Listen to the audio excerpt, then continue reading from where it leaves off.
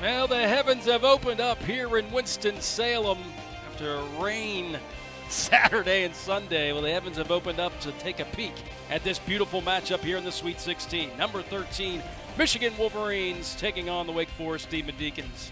We welcome you here to Spry Stadium. I'm Ty Collins alongside my partner, Kyle Bond. Good to have you back here as always. And you know what? This tournament is now starting to get a little crazy, right? We looked at what happened with Indiana and UC Santa Barbara. Take a look at the bracket and who will take on the winner of this game.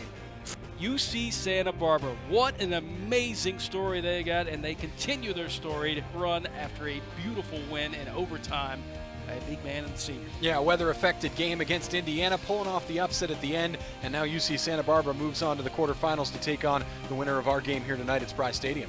Yeah, senior Will Bainham made sure that went through.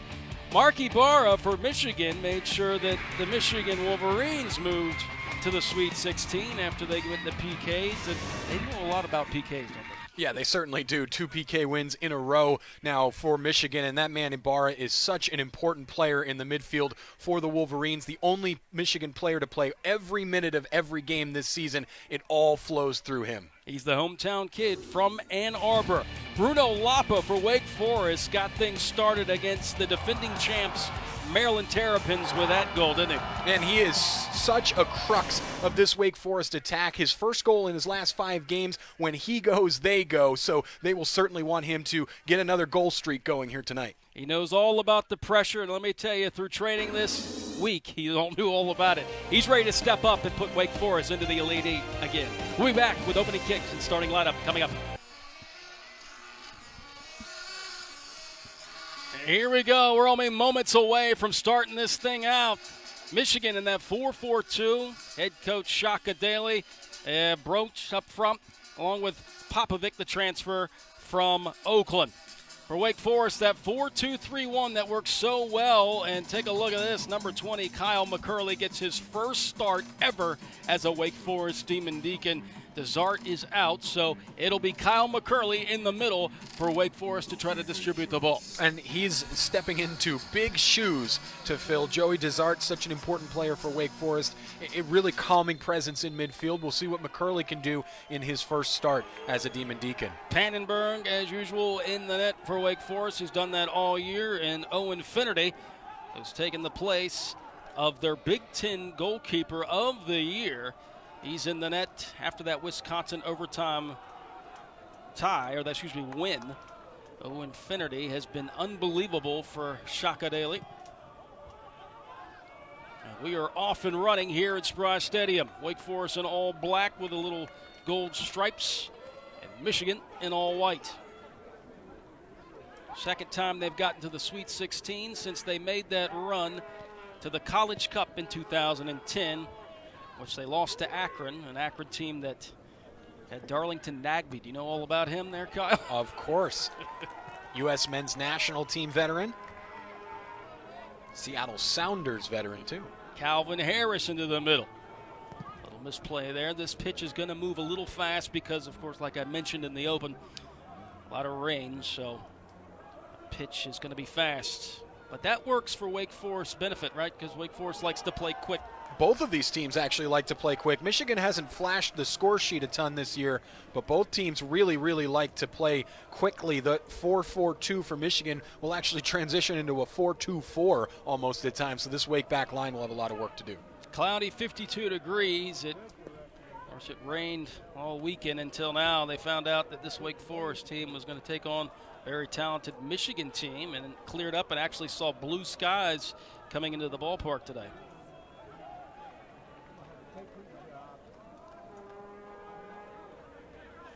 Indiana went down to UC Santa Barbara.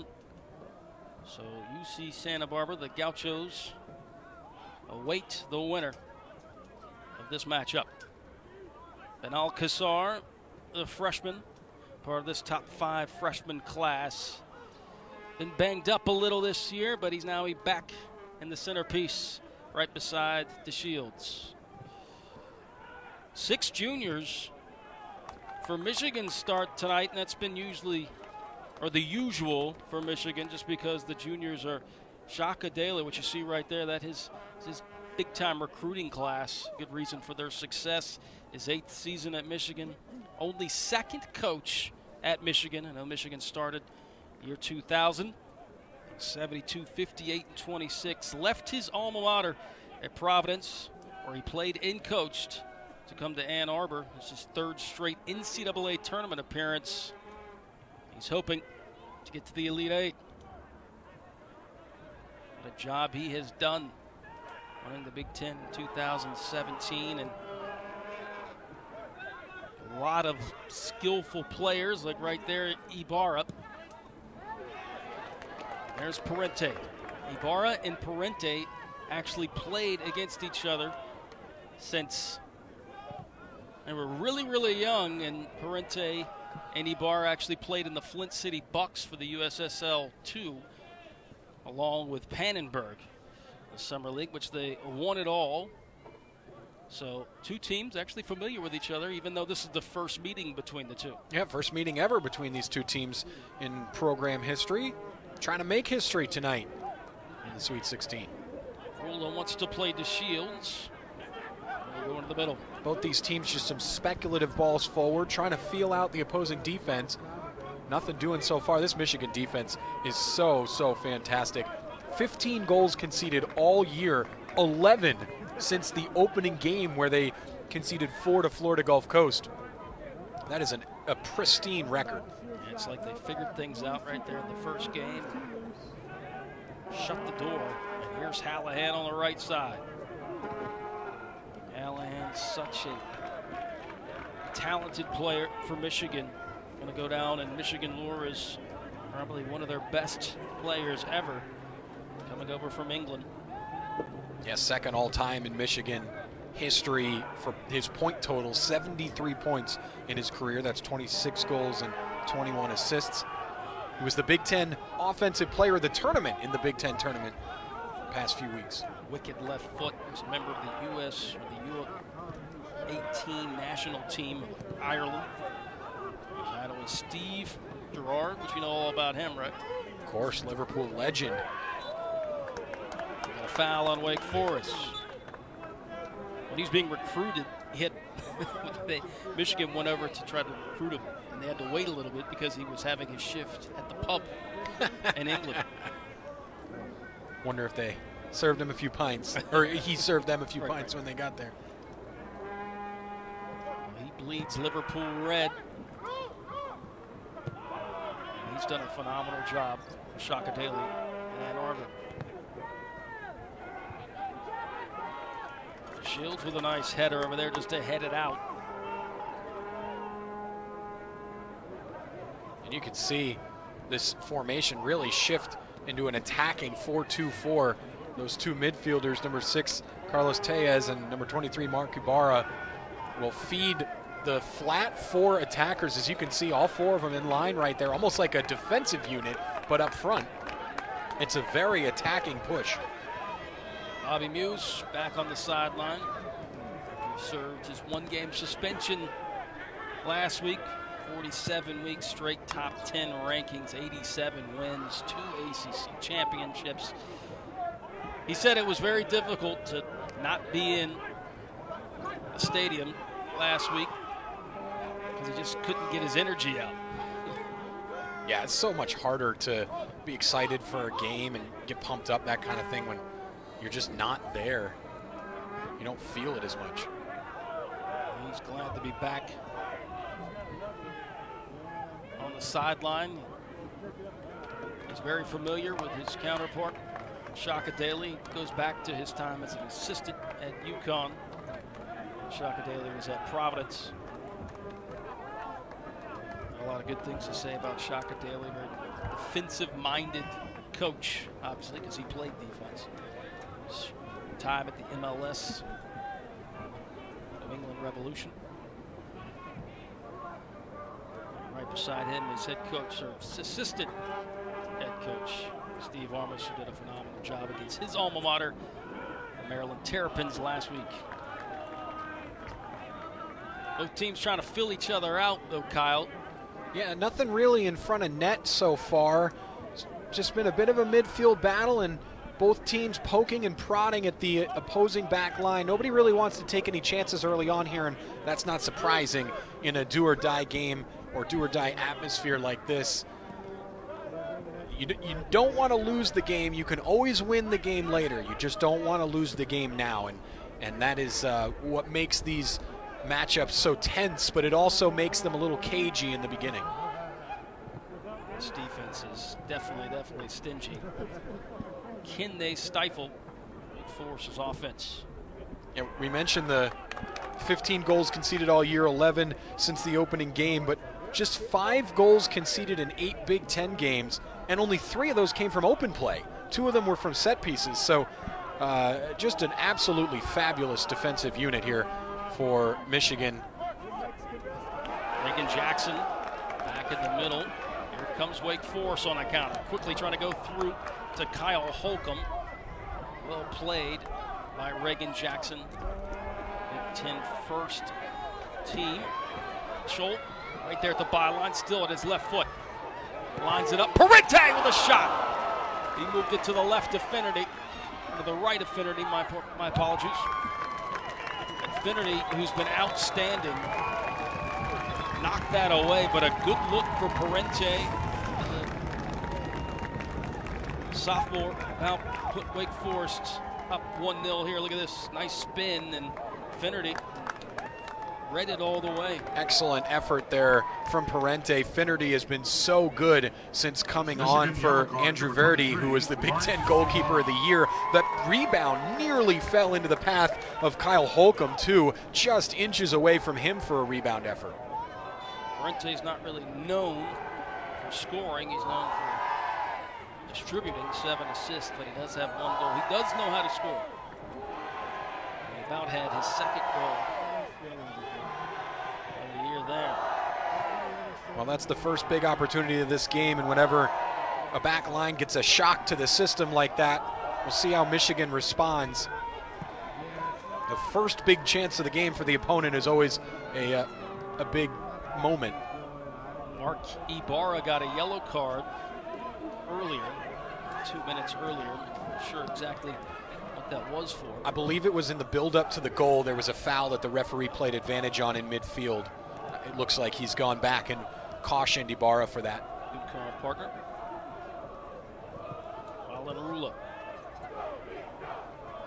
Wake Forest running with 6 underclassmen tonight. Curley, service ball in, goal! But the flag is up. Oh, you just thought it was too good to be true, and it was. Well, the innovation there from Machom Chol to chest it into the net. I mean, I thought he was going to try and chest it down and then volley. He had the time, but here, what a wonderful ball in, and then he heads it in. I thought he took it off the chest at first, but what an excellent ball in, just offside. That was almost the moment. Wake Forest turning the screw now. 2 big opportunities against this excellent Michigan back line. Finally, they'll be able to relieve pressure here with the goal kick. We'll see if they get a chance to respond. 2 shots for Wake Forest, 0 shots for Michigan so far. They played just over 5 minutes.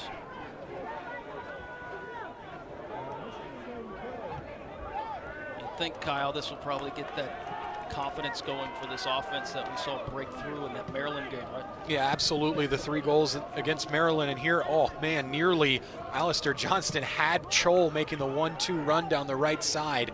Just didn't make the delivery. Yeah, it looks like they're starting to be a little bit confident on the ball, take a few opportunities up front. Chol is proving dangerous down this right side. Left back Austin Swyke for Michigan having a lot to do against Chol. Calvin Harris played the through ball. This one's too long by Kyle McCurley. Kyle McCurley seeing 2 big long balls so far in his first start.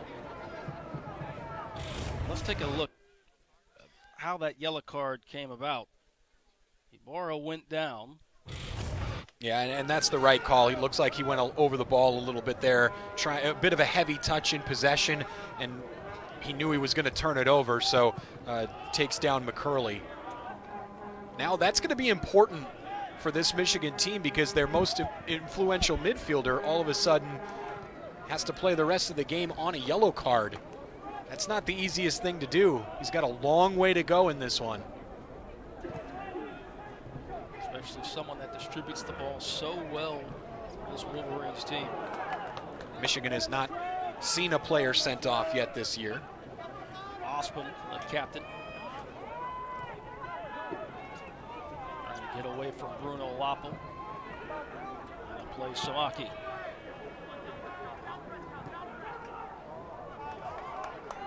Here's Michigan on the right flank. This will be a throw in for the Wolverines. Well, that was an excellent ball up the far side for Michigan, who's been under fire the last few minutes. Just trying to relieve it out of their own half, and now all of a sudden an attacking opportunity. Allahan is right there. Allahan looking for the service. Allahan with the service, headed away by the Shields. Here's another service ball, which Michigan does so well, and the flick. Osman trying to find that top drawer. Pannenberg watched it go over the crossbar. Excellent delivery. The header, that's so difficult to do while he's moving backwards away from goal. Nearly got it on frame. Looked like Pannenberg had it covered, though, had it found the inside of that corner. Call it off on Swike. Could be a throw for Wake Forest here on the near side. There's Pannenberg, a sophomore who stepped up in place of Casas Mundet. He's not played at all this year. He's been outstanding with 9 shutouts in this 2019 season for head coach Bobby Muse. Yeah, we talked about Owen Finnerty taking over for Andrew Verdi for Michigan. How about the other way around? Pannenberg knows how to step up. I mean, when he plays for USSL, he came in hot the way that they won the championship up there in Flint City. And he has not let down any of the Deacon faithful. When you look at what Wake Forest has done defensively in the past years, 20 goals they let in last year, 13 in 2017, 12 in 2016. The year they went to the Cup. This year they've just allowed 14. Oh, that was close. Very close, yeah. As Machop Chol wanted the inside cut, it looked like he was trying to wrong foot his defender instead. That was a fabulous through ball played in, and Chol was a little bit wrong footed. If he had made that run, that was there for Wake Forest. Machop Chol is the most influential attacker for either side so far in this game. Yeah, I'm interested to see how he will do on that flank, because he's probably one of the country's best on that outside flank. And he loves getting right at the byline. So when you see him go there, I know that you're running out of real estate, but that's exactly where he wants the defender. Long ball. Too much for Bruno Lapa. Finnerty plays his feet. Finnerty's dad actually played for San Diego State in the late 80s. Went to the College Cup, lost in the championship to Clemson. But he was a backup keeper. Their keeper went down. So his dad stepped up and ended up taking San Diego State Aztecs all the way to the College Cup. So now it's ironic that his son Owen steps up as the backup keeper. May lead the Michigan Wolverines to the College Cup. Who knows, right? Yeah, it's certainly there for the taking, and it's what an advantage to be able to have as a young freshman, that kind of advice there for you and the family, and have the experience there as well. Both goalkeepers in this game, young players stepping in for more experienced veterans who got injured. Both have done a fabulous job. Great one touch there. Johnston goes in the slide tackle. Way out of bounds and a throw in. Out on Johnston. Osman. Johnston knows how dangerous Osman is, so he made the risk by slide tackle, and luckily able to keep it away from Osman. But bad news is we got a long throw for Michigan here down to the attacking third. Swike with a long throw. Hallahan trying to cut it back, fighting his way. Whistle blown as Holland Rula. Excellent defending by Holland Rula. The initial header out by Kyle Holcomb down there, making his presence known in the defensive end, and then Holland Rula just holding off Hallahan strongly. It's really important for a fullback like that to be able to have the strength to hold off someone at the top of the box, because if Hallahan gets on that ball, it's dangerous. Now Michigan has a shot already recorded. There's actually 1-1 in the shot tally sheet. And then the shot was taken away because Chol was offside.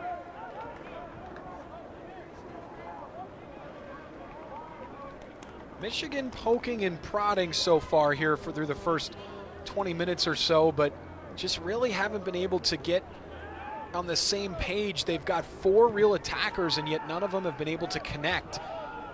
They're not playing through the midfield. They're playing everything out wide. Ibarra and Tejas have not been very influential in the game when Michigan's on the ball. We'll see if they make any changes to play through the middle, because right now Michigan is just doing everything up the sideline, and it's not working.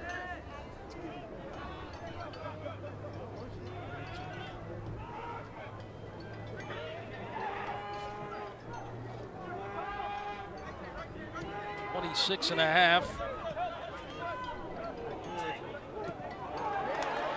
to go in the first 45. Parente calls for Lapa, and Lapa will lay it right back to him. Lapa for the long ball to Calvin Harris, the freshman from Hong Kong. Puts it into the middle. Great block by Samaki. That had some pace on, because Samaki backed up a little bit after taking that off the chest. Hallahan, little toe poke to Ibarra. Ibarra to Osman, and Osman cannot corral it. It goes out of bounds. That's, again, the reason for the fast pitch. And yet still a better attacking move there from Michigan, because it came through the middle. You saw Ibarra receive and then turn beautifully and play a pretty good pass. But like you said, the pitch just a little bit too quick. If they can get used to it and adjust, this Michigan team plays very well through the middle. Osman, possession back to Michigan. Ibarra. Ibarra to Hallahan, not the connection you want if you're Wake Forest. Hallahan trying to get a boot on it. Was deflected by Wake Forest. Kyle Holcomb started against Maryland. Starts again because the injuries of Aristotle Zaris and Justin McMaster. But a pretty nice option to have to come in to start Kyle Holcomb, because he is a goal scorer. He's a true goal scorer. He's a true target man, and having the speed and accuracy of Harris and Chol available to you to be able to play Kyle Holcomb through the middle, they don't lose a step with him on the field. This is dangerous. Michigan with a free kick right at the NCAA logo. You know why it's dangerous? Because number 11 is right behind it. It's a good ball in, and this is headed right into the hands of the sophomore Pannenberg. Pannenberg wanted to quickly release it, but he'll take his time as he looks for his options. Sweet 16 matchup. Number 4 seed Wake Forest, number 13 seed Michigan. Big Ten ACC showdown.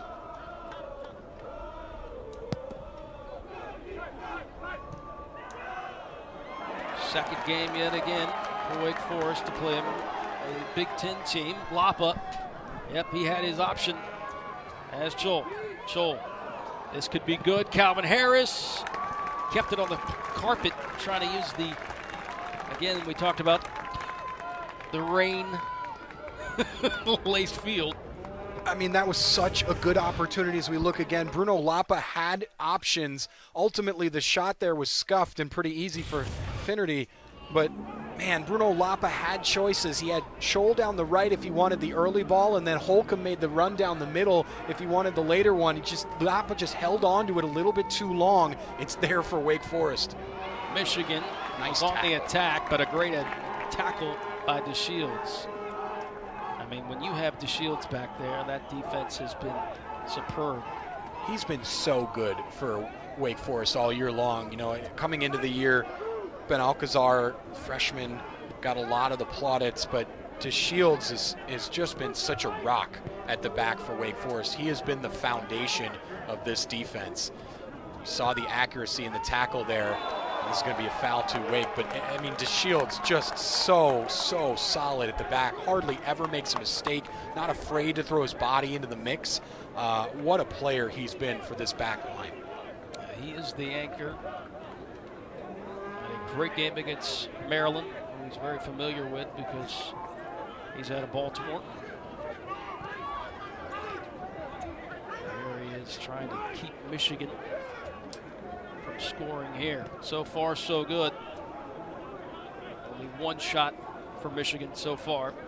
Only 2 for Wake Forest. Right about 22 minutes left to go in the first half.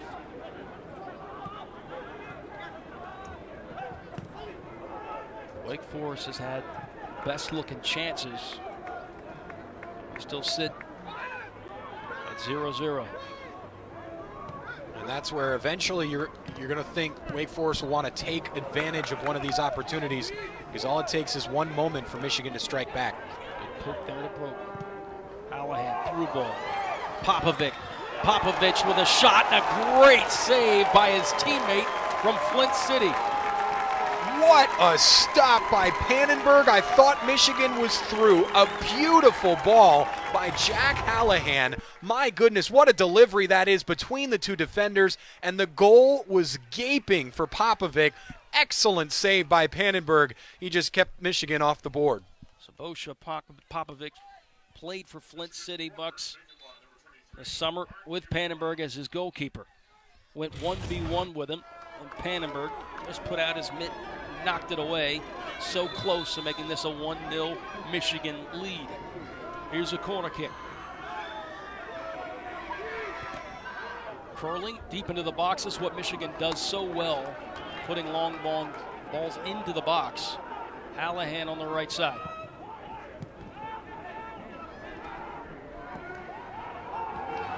Misplay there. Great defense by Wake Forest, moving Michigan to play their support. The weather affecting that a little bit too, because on that delivery, Joel Harrison was trailing the play and nearly had a dragged shot, but he slipped on the wet surface and wasn't able to slam on the brakes to reach the ball. Tied 0-0, tied on the shot sheet 2-2. Best look now has been for the Wolverines. It's Popovic toe-to-toe with Pannenberg. Can Scholl answer? Scholl gets knocked down, no flag up. Scholl had a small window to try to get through. And Parente as he gets the freshman Roach. Roach out of Novi, Michigan. Usually comes off the bench, but he started against Wright State. He starts tonight. Osman. Popovic. Oh, and he had Roach right there. Flag was up, though, for an offside call. Just what I was talking about. Roach, how he's so good. And another good look. Yeah, that was a fabulous opportunity again for Michigan. Like you said, the flag went up, but boy, Broach was right there for the attempt on goal.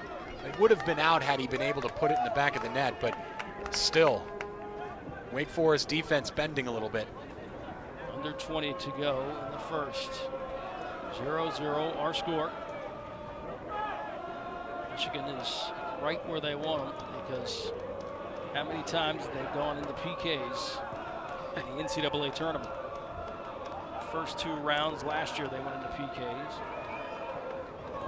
Princeton and Notre Dame, and another good ball inside the box. This is getting dangerous if you're Wake Forest. So now Michigan moves their back line all the way up as Reagan Jackson comes all the way up.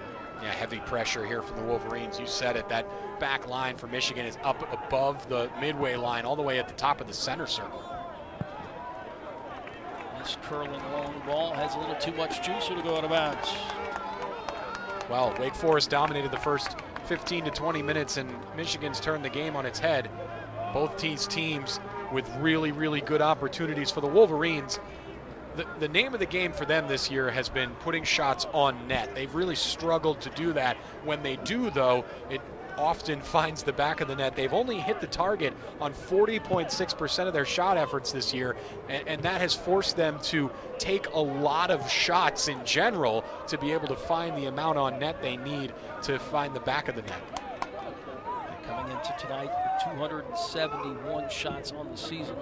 That's a whole boatload of shots. Wake Forest, 261.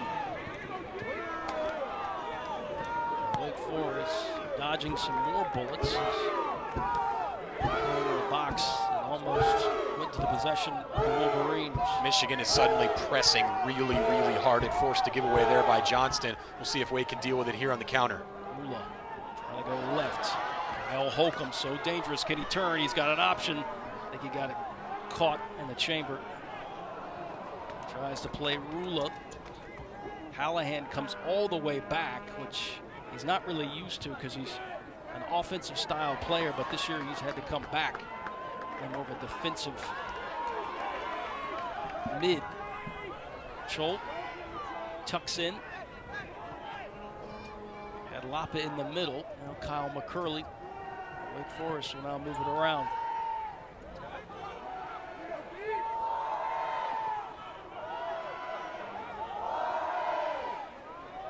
Now Kassar wanted to go with a long ball, but plays it smartly to Kyle McCurley.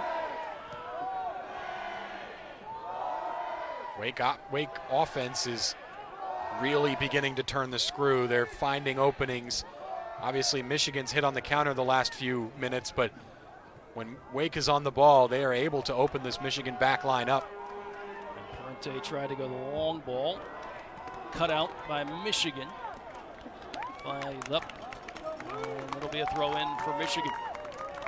Goes to Shields and Harrison going 1v1 over there on that far side. Under 15 and a half to go.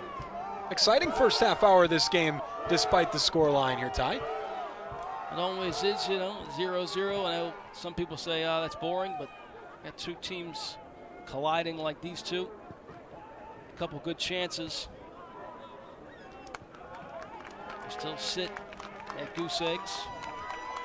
But yes, both teams going at each other right now. I mean, we first started off feeling each other out. And this is a great dummy by Jolt.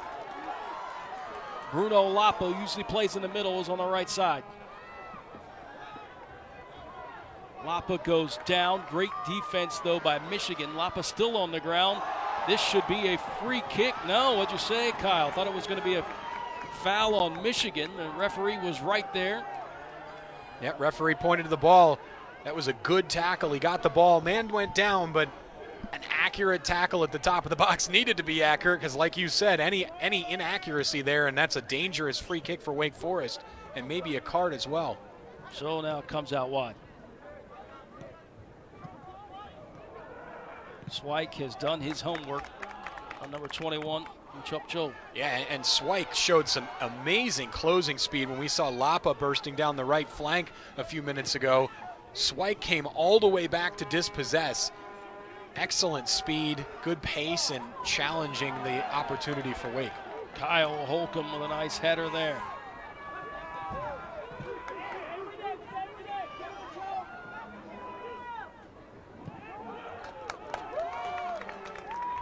Boy, so much for, I said it was going to be cagey in the beginning with neither team wanting to lose. Both teams have taken some serious risks in the last 20 minutes or so, and it's produced an entertaining game. Both teams pressing a little higher and moving those defensive lines up to the midway line when they're on the attack.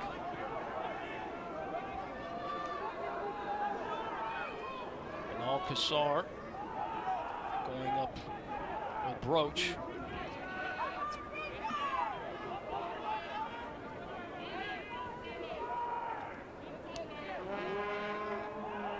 Neither side has been happy to concede possession in this game. Both teams want it back right away.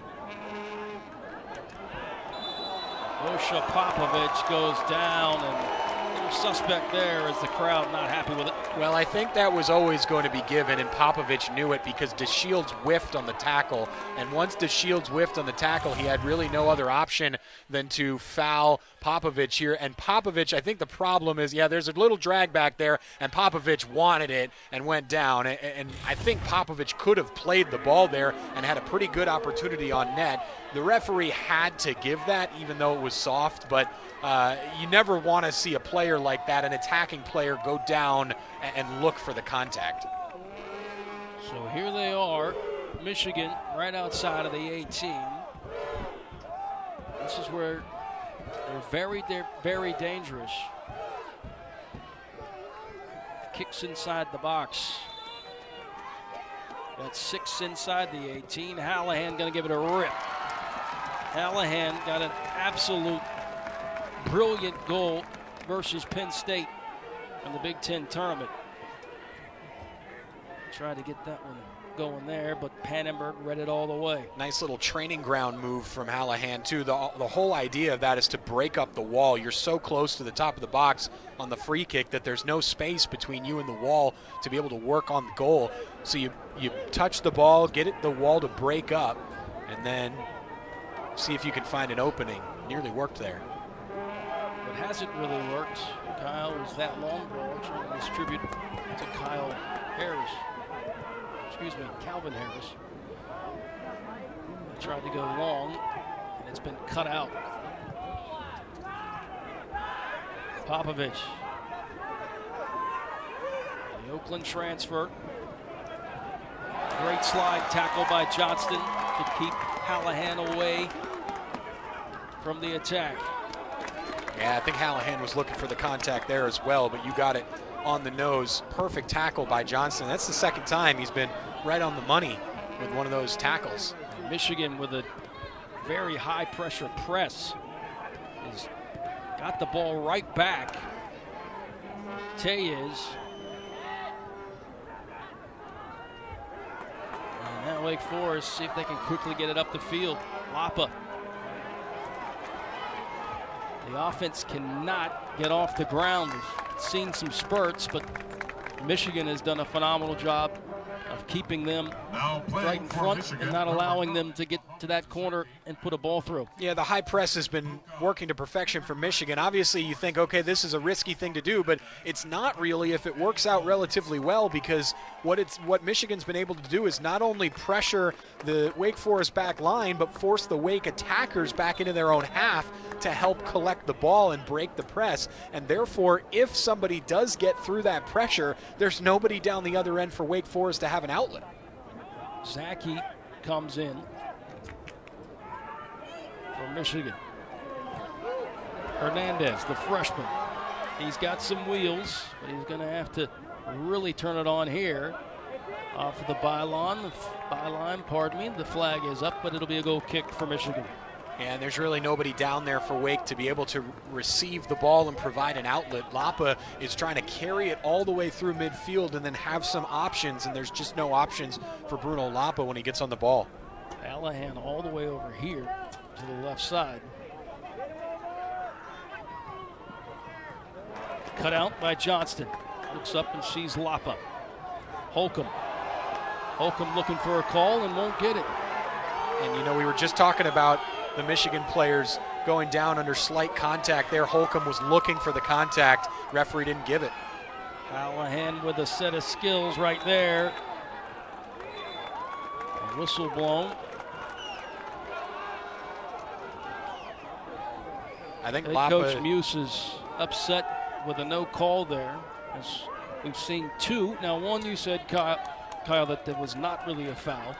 where Johnston went down. This time Kyle Holcomb went down. Yeah, I think What's your analysis on this? That was an accurate tackle as well. You know, the Wake players want it because of what happened with the Shields and the light amount of contact there, but I think the referees had a fabulous game so far. Calvin Harris now on the attack. The freshman lays it to the right. It just off. And now, just not enough pace on it. I don't know how he hit it. Now playing for the Wolverines. We've seen Harris have a good strike before from a tight angle like this with his left foot. He scuffed that a little bit. You know, Kyle Holcomb was in the middle and was a bit upset that he didn't get the ball, but we've seen Harris deliver from that spot before with his left foot, so not a bad shot there from Calvin Harris. Holcomb maybe would want to be a little further up to latch onto that rebound should it be saved. Holcomb coming off now. He's been dangerous. This is interesting move by head coach Muse. He's got 3 freshmen in there on the attacking side with Hernandez, now Rona, and of course Calvin Harris on the left side. He's not at all scared to use his freshmen. When they get here, if you're recruited at Wake Forest, expect to play. Yeah, and we'll see how Hernandez is used because it looks like Rona is going to take his spot on the right wing where Chol was. Harris is going to play in the mid. Well, no,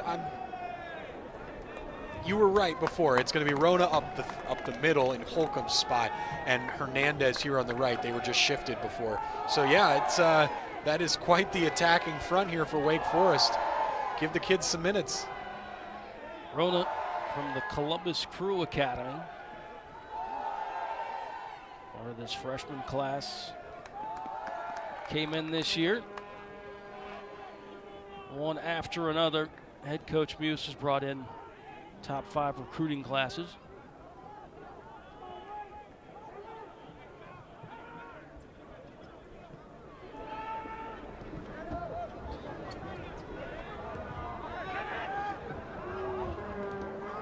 This is dangerous right there and almost lost it.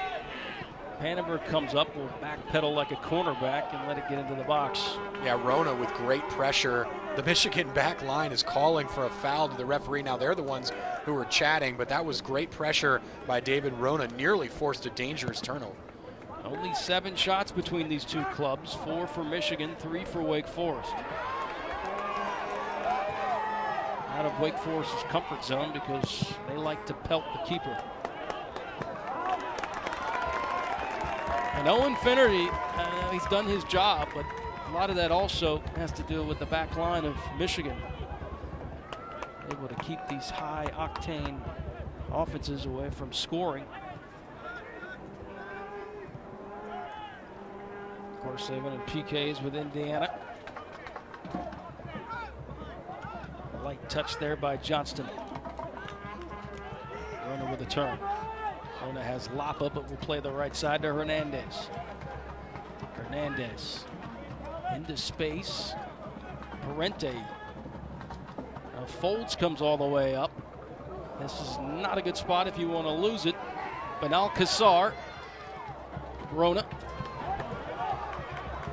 Johnston curling, back stick.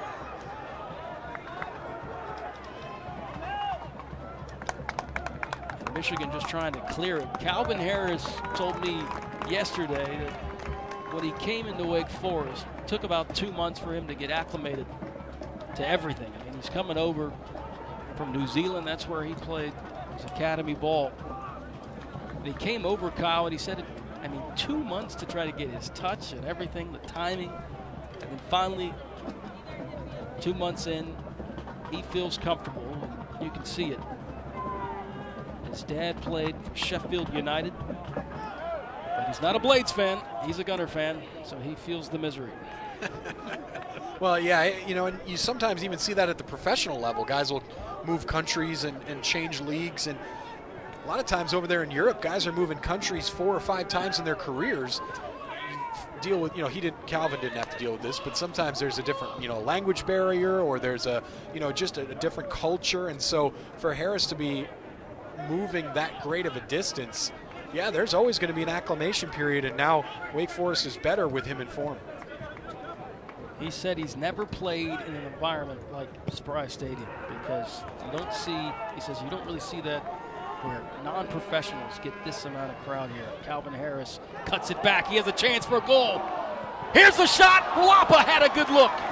Oh, man, how did that not get in the back of the net? Lapa wound up for a half volley.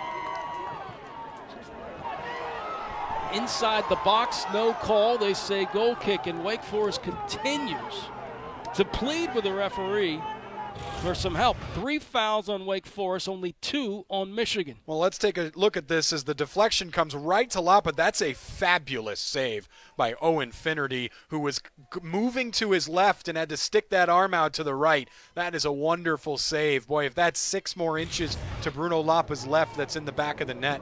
I thought it bounced, so that was a full volley. Yeah. Both goalkeepers have been up to the task in this game. We saw the earlier save from Pannenberg, 1-on-1, and now Finnerty makes that big stop against Lapa. This has been a goalkeeper show so far. Zaki into the attacking third. Shielded away by Kyle McCurley. And the misplay there, as Kyle wanted to play folds, and not the area you want to lose it, but Wake Forest gets it back. Rona trying to get behind Reagan Jackson, very tall in stature. He's 6'5", that is a very tall individual, especially on set pieces. Good play to Rona. Rona tried to cut it back. He's heard Bruno Lapa making that run because he didn't see him. His head was on the other way. Hallahan all the way back on the defensive side comes up with it. It'll be a throw in for Wake Forest. Under a minute and a half to go here in the first 45. 0-0 our score. Now Wake Forest leads in the shot department, 5-4.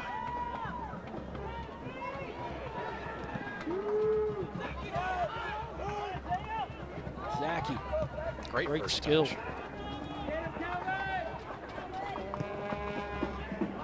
Little miscommunication, wanted Hallahan to make the run down the line. 1 minute now remains in the first half.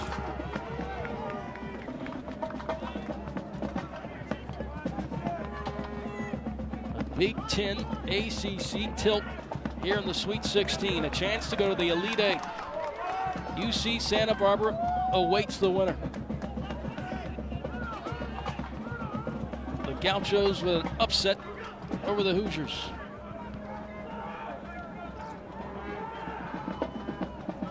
Ibarra.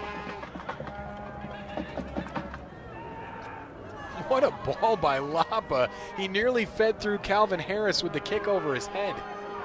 Now Lapa on the left side. Harris will get it, tiptoeing down the touchline. 10 seconds. 8, Can they get a distribution?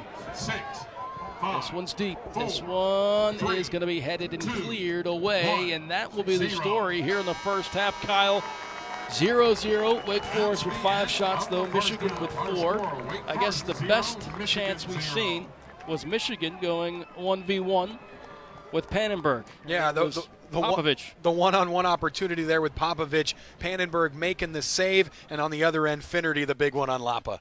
Well, we got more coming up here at Spry Stadium. Our score, 0-0. Welcome back. First 45 are in the books.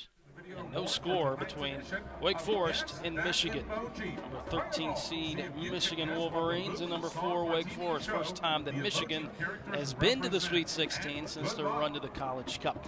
Kyle, I'm Ty Collins. I tell you, it's been one heck of a half. I mean, it's 0-0, but we've seen a lot of chances, right? It's been a very exciting game. A couple big chances down either end. Pannenberg making a big save, Finnerty making a pair. So both teams have had opportunities. Both teams playing a very high press. It's been a very exciting back and forth game. Yeah, I would expect more coming up in the second half, just the way they field each other out first.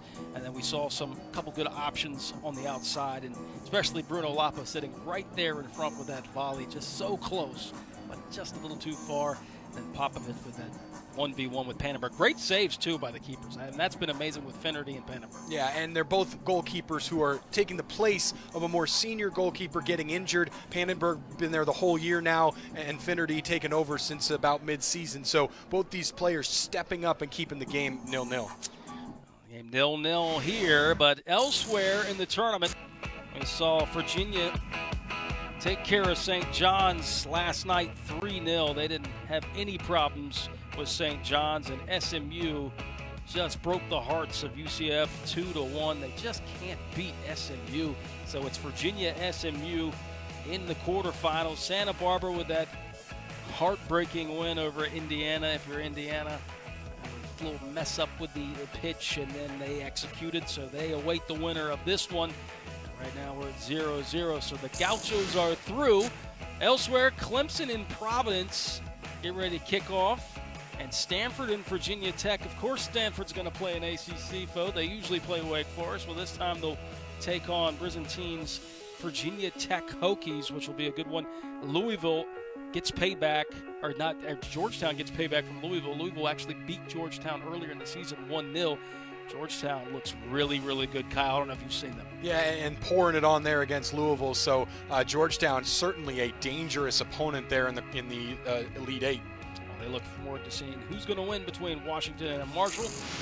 And our tournament notes, it's the Gauchos. They continue their beautiful run, defeating number 5 Indiana in that second overtime 1-0. Back and forth that game went, and it just did not hold well for Indiana. And we saw them mess up, and that just happens. I mean, that's what happens with the weather. And it's do or die situation here in the tournament. That's just, things are going to happen, you know, and that's the beauty of this wonderful game, is it just takes one moment to break through. That's what we're looking for here at Spry, too. Georgetown getting that win. They look really good in Virginia. Both two great teams. We got two great teams on the pitch here. We got another 45 coming up here in a little bit. From Winston-Salem, we'll be back. We're back here in Winston-Salem, North Carolina. Get some hot cocoa. Get ready for the second 45 of this big matchup here in the Sweet 16. That is sweet as that hot cocoa, right? It's been pretty fun, 0-0, but there's been lots of chances, Kyle. 5 shots to 4 shots.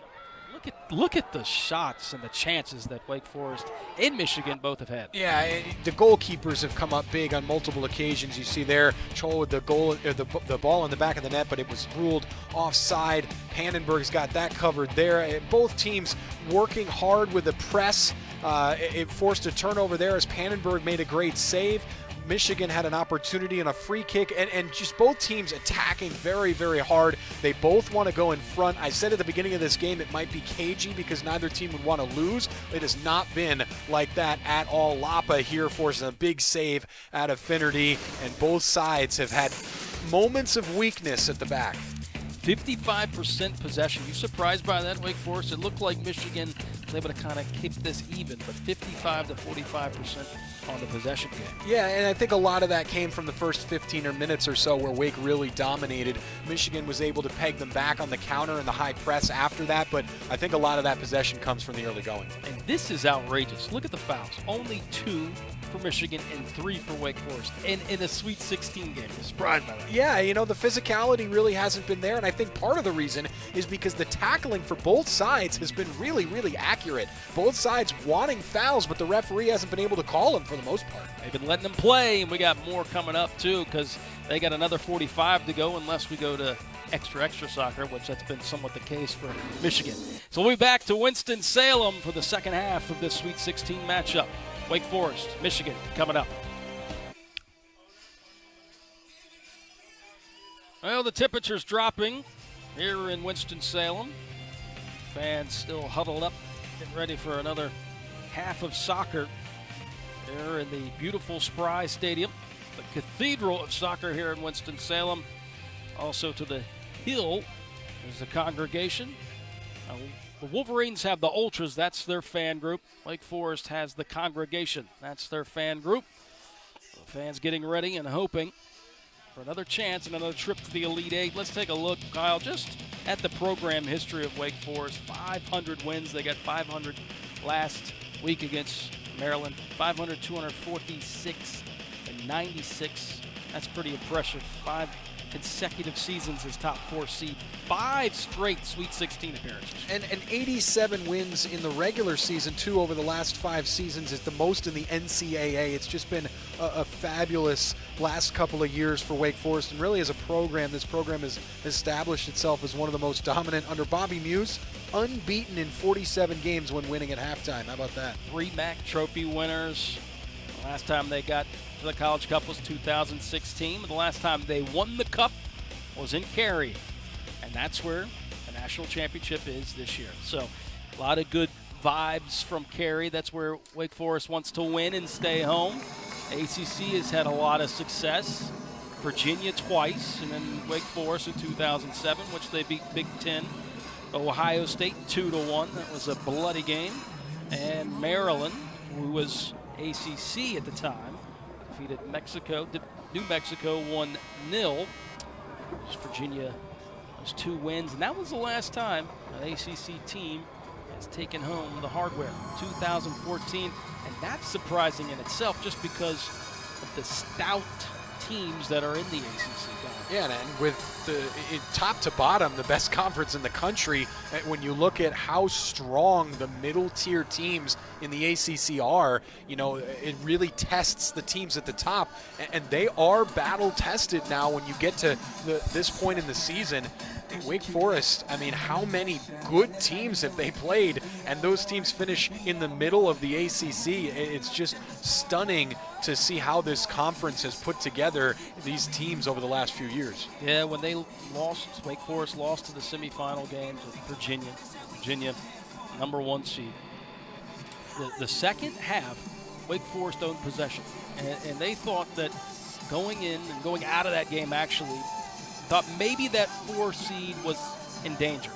So they were happy they got it. But, Kyle, with what they did against a very, very talented Virginia team, they were actually motivated and felt their confidence was at a high getting ready for the NCAA run. Yeah, and now you look at the team here, this team looks confident as well. There have been moments where Michigan has found a way through and been able to poke and prod at that Wake Forest back line, but Pannenberg's been up to the task. So this is just a confident bunch, and it shows. So it comes from the top. Here we go. Looks like the same starting 11 for Wake Forest back on, except Folds now comes into place of Rula. As Holcomb back up top again. Scholt.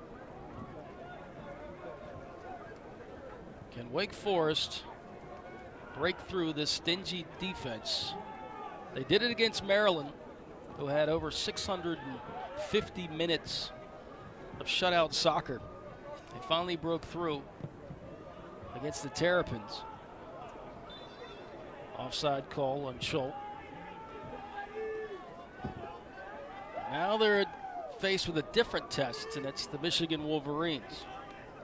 And one player who's passed the test so far is, you look at Kyle McCurley getting his first career start. He played almost the entire first 45 minutes, if I'm not mistaken, and back out here for the second half. He's been really, really good in defensive midfield in the place of Joey Desart. And I know this is haunting. This will haunt Wake Forest. But last year, came to the Sweet 16 against Akron, and it was right early in that second half where you kind of just feeling each other out again. That's when Akron got a goal, and that was it. That was the deciding goal. Wake Forest thought they tied it up at the very end, but it was ruled offside. So here's the test for Wake Forest, and I'm sure they're fully aware of it. And make sure you don't go into a lull here. Yeah, and as you see how things have finished for them in the last couple of years in the postseason, it's no surprise now that you look at this team and you say, okay, they've weathered that first half. Michigan had its chances, but they didn't concede. And so maybe this team, has a feeling of, hey, we can do this now. In the past, we've fallen short where we've conceded early on in games where both teams are poking and prodding. Now we made it through that first 45 without conceding, and now it's on Wake Forest to take charge. Misplay there by the captain, Alistair Johnston, into the boot of someone you don't want to have possession of the ball, and that's Jack Hallahan. There's a long throw by Swike. Not that long on that one, but still in the danger zone, Kyle, as you like to say. And this is still inside the box. This is very, very dangerous. And Zaki had his boot right almost in the grill of Pannenberg. I know it was a 50-50 ball, but let's take a look at this one more time, Kyle. Diagnose it. I think Pannenberg made a big, he did. Pannenberg made an excellent save there, coming off his line right at the right time to smother that chance. It was dangerous at the back, a few misplays for the Wake Forest defense, but so far Pannenberg has been there to save their bacon a number of times in this game. And the Deeks, again, weathering the storm. Now it's on this Wake Forest team to punch back and get Michigan back on its heels, because so far here in this second half, through 4 minutes or so, the Wolverines have been the ones on the front foot. Misplay there, the communication line down between Folds and Calvin Harris. And it has been really, really close with the chances Michigan has had. Right there, about 3 feet from getting past the line for a goal, and then of course the Popovich chance that Pannenberg laid out and kept it going to the back of the net. Can Wake Forest break through here? That's the guy you want to break through. Chol, a goal! He put it right through, and sure enough, it's Kyle Holcomb that makes him pay. He just has a knack for being at the right place at the right time, Kyle. Well, that was more than the right place at the right time. That was by design. As you see down the flank, Machop Chol, beautiful work on the right-hand side. We saw him as the most influential player in the first 10 minutes of the first half, and now he makes his presence known here in the second half as well. Completely works his defender and delivers a pinpoint cross just out of the reach of Finnerty and right to the head of Kyle Holcomb, who we talked about is such a good target striker. He crops up in those danger areas and is able to finish, and right now puts Wake Forest in the lead 1-0. Kyle Holcomb with his 8th goal of his sophomore year in his first tournament as a player. Last year he was injured.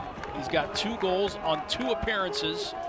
Goal against Maryland, assisted by Tater Rinhack, and a goal here, assisted by Machop Chol. Just to show you how dangerous Chol is, though, Kyle, when he can turn that corner and he puts that ball in, anything can happen. Yeah, and Austin Swike, he struggled to deal with Machop Chol in the beginning of the first half for about 10 minutes or so, really struggled. And here, you saw in the replay, Chol just absolutely worked Swike on that far side. No chance. Might need a few new ankles. Uncharted territory for Michigan, allowing a goal here in regular time, as you saw the replay there. They went into PKs with Indiana. The last time they allowed one in was against Michigan State. That first round matchup. And this is something they're not used to. For Wake Forest, this is something they're used to, going ahead in front. They've been able to use that to their advantage this year. 13-0-2, you saw in the graphic earlier when going in front. That is just a spectacular number. We talked earlier about their 47-0-0 under head coach Bobby Muse when leading at halftime, and now here a goal soon after halftime. Shaka Daly wanted a foul on McCurley. Won't get it. Watch Calvin Harris. Yes, Kyle, like you said, Wake Forest has a pretty nice record when they score first. And now they lead Michigan 1-0. Can they add more to it? Calvin Harris, just a little too heavy on the touch. Michigan is destined to try to level it up. They bring in Kevin Buka, another part of that Flint City Bucks team. And we got a Michigan Wolverine down. It looks like, is that Hallahan? It's hard to tell here from this angle or in our booth, but I think you're right. That would be a massive, massive loss for this Michigan team. He's been down since the last Wake Forest move. That was why Shaka Daly wanted the foul here. He comes in hard on this ball, and then it looks like he may have turned his ankle there, but I'm not really sure exactly what they could be looking at here. There's definitely no foul in that. So they're upset. They think Kyle McCurley did a little shove, and that's what Shaka Daly's asking. What do you think of? Yeah, I don't know. I didn't see anything in that to earn a foul. I think Hallahan may have been a little bit off balance trying to make that turn, and I'm not so sure. Take another look. I mean, there's a little bit of a drag there, but I don't see much in that. You know, we saw it called down on DeShields down in the first half by the penalty area, but in midfield, I just don't think that there's enough there to give it. If the referee had given it, I don't think anybody would have been upset, but I don't see enough in that to really have too much complaints from the Michigan side of things. He may have caught Hallahan in the face a little bit at the beginning of that swipe, but certainly nothing intentional. Kyle McCurley, who gets his first start of his career at Wake Forest at a junior. A big Sweet 16 matchup. He's 5'10", $145, and he is not scared of contact. And that's what I got to say, Kyle, I'm pretty impressed with, especially on his first start. Not at all.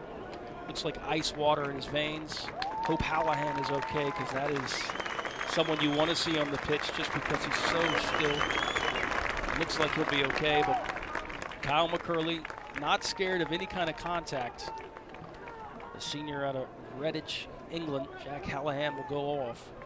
Yeah, I think you're absolutely right in that diagnosis of how McCurley has played. You know, he's been on target with his tackling. He's been a force as a defensive midfielder. Everything, and this is, you know, really what you want to hang your hat on as a defensive midfielder. As a corner in the NFL, what's the best thing you can have happen? It's that nobody passes to you, right? Here today, Michigan, everything that Michigan has done on the counter has been down the flanks. So for McCurley, that's a credit to him, because that means he's shut everything off through the middle. And so McCurley has really done a great job in that defensive midfield role. He's had big shoes to fill in Joey Desart, the senior. I was about to say, Kyle, I mean, you look at this team and you see that Joey Desart's not in and not going to play at all, because a little scratch there earlier today.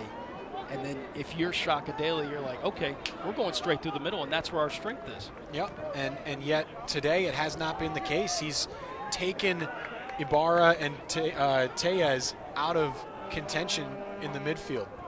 Osman to the left. Jockeying by Johnston over there.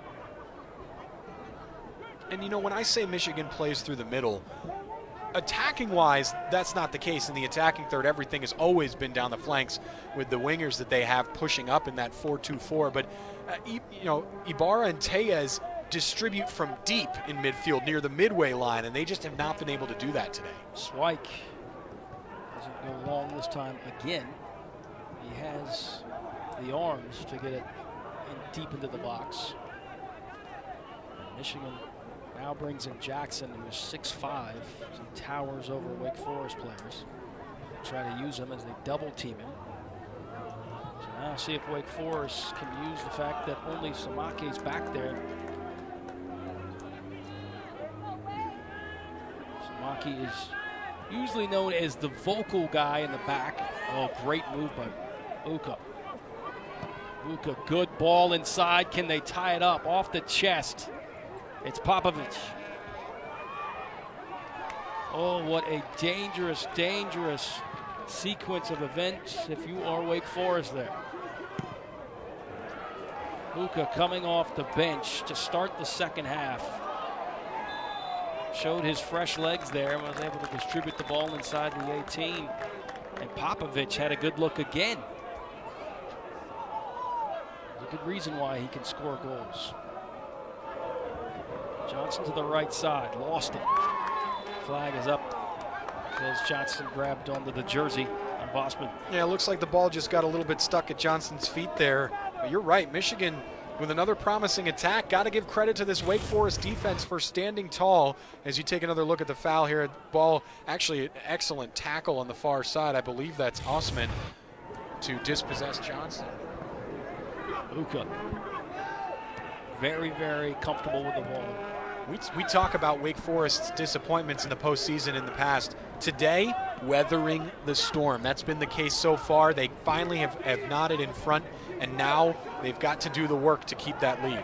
Zaki turned the corner on the Shields. It'll go out of bounds, though, for a goal kick. Luckily for the Demon Deacons. 1-0 our score. Kyle Holcomb, the sophomore from San Marcos, California. 2 appearances in the tournament, and he's got 2 goals.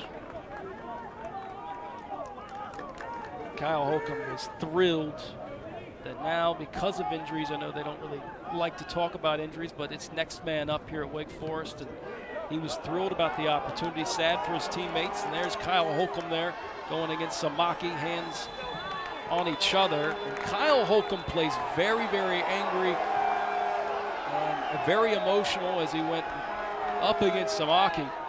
He's going to let any center back know that he's coming. And right there, you could say Samaki did not take too kindly to his type of aggression.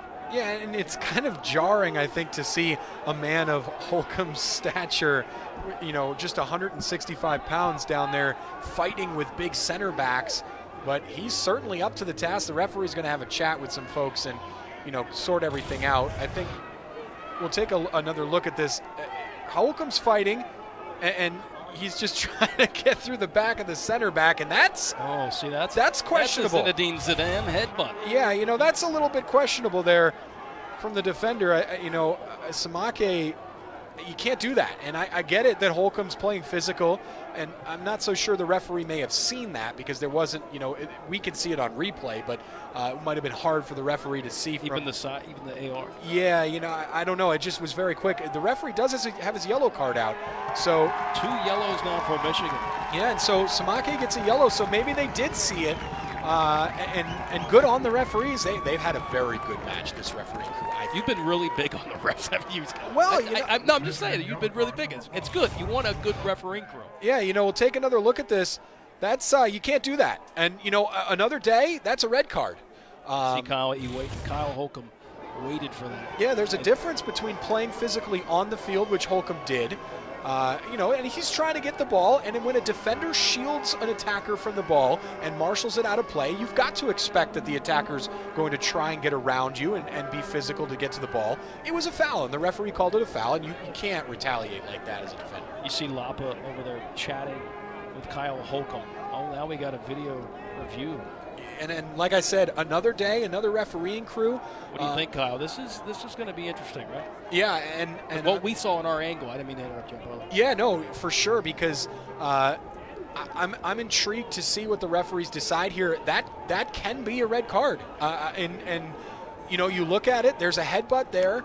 It can be absolutely deemed as violent conduct, and so there is definitely an option for the referee to send Samake off here. Will he? You know, sometimes when you look at replay, it has to take a real overwhelming evidence to overturn it. And while the evidence is there, then you have to decide, okay, how much malice was really in that. But I think this is a 50-50 chance here that a referee will overturn this. If they do, I don't think Samake can have any reservations about why. It wasn't a Zinedine Zidane. So it looks like they'll just continue to play on. So luckily for Samake, he will continue to play. A senior, you'd hate to see him go out with just a over-emotional response to Kyle Holcomb. All Big Ten tournament team this year. Has 2 assists on the year, and a good part of his back line that has been so good. Shaka Daly. And I think another good thing about that review, even though nothing was changed, is it allowed the players to calm down. And I think that may be just as much why the referees took another look at that than to actually change the call, because now you give the players a bit of a breather. Things calm down. That's a good refereeing tactic, to just let things breathe and let it die down. And also a good tactic, too, was Captain Bruno Lapa trying to keep Kyle Holcomb at bay, calm down, relax. Holcomb handled that well. There was nothing in that besides what he did during the course of play. Pannenberg has been so good. He watched that all the way. Kyle McCurley lost it, and Pannenberg came and ate it up before Michigan had a chance to put one on frame. 6 shots for Wake Forest, 5 for Michigan. Wake Forest leads 1-0 with a goal by Kyle Holcomb, but this is far from over, because Michigan has had some good-looking chances as well. There's Harrison. Samaki going up against Kyle Holcomb. We'll keep an eye on that battle. Parente, so silky smooth, and he's not even rushing it. Just slowly takes it, drags it to the left. A misplay there. Lapa couldn't put it on his right boot. I was going to say, just before you mentioned it, I've been impressed with Parente today. I think he's sort of taken a back seat to some other midfielders on this team, but with Desart out, Parente has taken control of this midfield. He's cropped up at the top of the box too, and some goal-scoring chances, and I think he's been very solid in possession for Wake Forest today. He's been very comfortable. Will this be a call, Kyle? I don't know about that. What do you think? Looked like he got in late. I would say so too, but Harrison moves it to the right to Buka. Buka cuts it back. He's got some space. He puts one into the center. And Kyle McCurley's going to have to clear it, and luckily he plays it in space. The referee has definitely let a lot fly here tonight. I think if you put him in any type of other situation, the Samaki situation probably would have resulted in a red card, but not the case here, which I actually respect. Let the guys play. It'll be a free kick awarded to the Wolverines. Osman goes down. Looks like he's shaken up on his left boot there, maybe his left knee. Looks to be okay. He'll shake it up. Osman, a part of that right to dream, was also a good reason why one of Wake Forest's best players in a good while, part of that right to dream came from.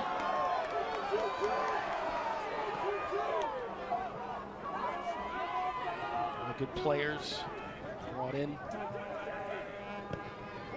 Tomasi was his name, and that was a good chance there. Uma Tomasi was from the Right to Dream Act and came all the way from Ghana. So Zaki and Osman, both from Ghana, came over, same class to Michigan. Let's take a look. This was awfully close. Popovich, once again, just maybe an inch away from tying this up. Yeah, and again, we talked about it earlier. Michigan really struggles at putting shots on net. It's a low 40% mark that they've got on the year on shots on goal, and it crops up in a big moment there. Popovich has got to get that on net, because that is a massive opportunity. An excellent cross from deep, right at his leaping foot. Interesting move here by head coach Bobby Muse. Tater Rinhack comes in. A senior that is the utility player. He's played from forward, midfield to in the back line. Comes in for Chol. I don't know if Chol was shaken up, but Tater Rinhack does have an assist in his postseason resume. An assist to Kyle Holcomb in that 3-0 win over Maryland. Calvin Harris goes down, and the whistle blown, and it'll be a foul, and the crowd is happy. Well, the crowd's also not happy that it looked like, who is that in midfield? That's Tellez. Just kicked the ball off Harris's back after the foul call. It's been a little bit of extracurricular activity. There's another shove by Ibarra on Parente off the ball. Michigan's they look feisty here. I think they're a little frustrated at not being able to find the back of the net at this point. They've had so many good chances, and Pannenberg's stood tall to all of them. And then that miss there from Popovich just a few minutes ago, I think that's frustration starting to mount. Tater Rinhack, he had another chance for an assist to Kyle Holcomb. Tater Rinhack just got through on that right side and about made it 2-0 by the distribution to Kyle Holcomb. That's a wonderful first touch from Renhack to collect that ball. The cross just a little bit too close to the goalkeeper, but clearly proving dangerous. Buka gets through a nice turn on Eddie Folds. Eddie Folds has had a lot to work with. Has actually been really dangerous as Buka going up against him because he's able to turn and put that speed. He's got so many different gears. And right there, you saw that was on display. And Folds got a yellow card there, so he'll have to progress with that. You may see a little more of Holland Rula now if head coach Bobby Muse doesn't want to risk losing Eddie Folds and dropping down a man. We'll take another look at this. Calvin Harris also here tracking back to help defensively, but yeah, definitely a card there, as it would have been a good opportunity for Michigan. Deepens to the box, a long ball. DeShields is always up in the air, isn't he? Wonderful job aerially. Yeah, he does. He loves being in the air. He scored lots of goals that way. Yeah, no, certainly. He's just a big aerial presence in that back line. We already talked about how important he's been to this Wake Forest team, and you see it there. He gets to every free kick. Michigan, number 7, Derek Roach. Roach back in. Clemson in the first half lead the Friars, Shaka Daly's alma mater, 1-0. The winner will play the winner of the Stanford-Virginia Tech game. Will it be? Could it be another ACC showdown? Stanford has their hands full with Virginia Tech. A very, very physical Virginia Tech team. The winner here will take on UC Santa Barbara. They punched their ticket, double overtime win versus Indiana. Can Michigan level this thing up? They got 27 minutes to do so. Wake Forest leads 1-0.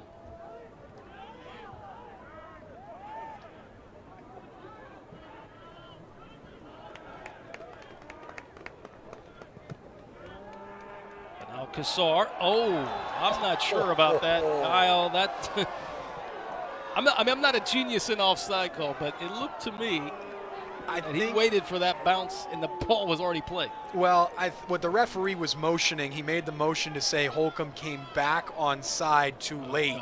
And by the time that all our eyes got to Holcomb on the delivery of the ball, he had already been played offside. That makes sense. Yeah, because by the time all our eyes got to Kyle Holcomb when that ball came forward, he was certainly onside.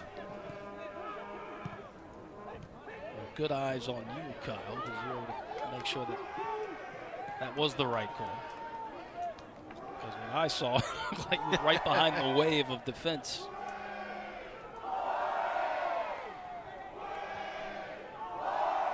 See if Wake Forest can add another goal, because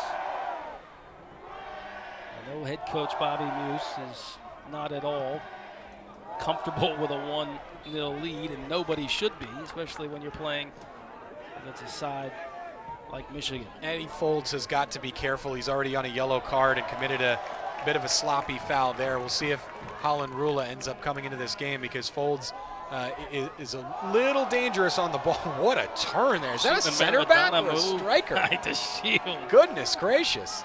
Kyle Holcomb was in the offside position. He's going to have to come back. Now they reset. Calvin Harris backs it up, plays his support.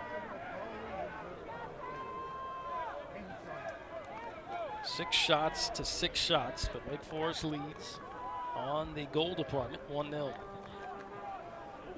12 fouls between the two teams, and You don't usually see Wake Forest leading in the foul department, if you would say leading, but they have 7 fouls to Michigan's 5. And the Shields will play it nicely to Pannenberg.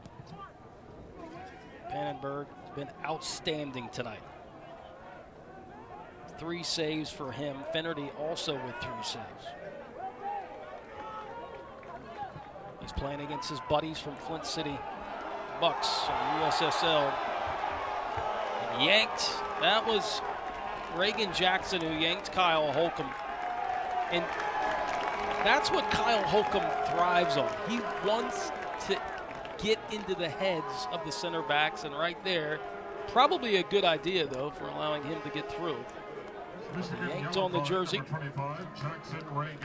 Yet another yellow card for Michigan. 3rd Wolverine to be booked now. They'll certainly have to be careful as well. Yeah, clear foul there, and no choice for the referee but to produce the yellow card, as a lot of these fouls have come on good attacking moves for the opponent, and there's nothing wrong with a defender absorbing a yellow card to stop an attack, but that's the price they have to pay, and now Reagan into the book.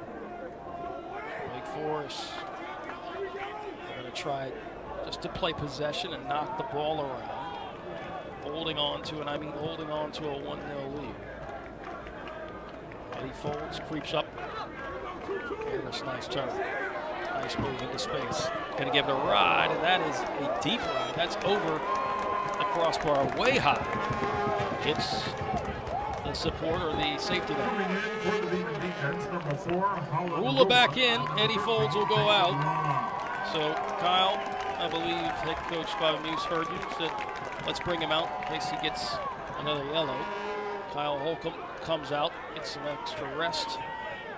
I would not be shocked to see more of Eddie Folds in this game should it remain 1-0 and start to tick down the clock, but certainly with 24 minutes to go, you don't want to risk falling down a man. That's a long time to hold a team scoreless with a man advantage.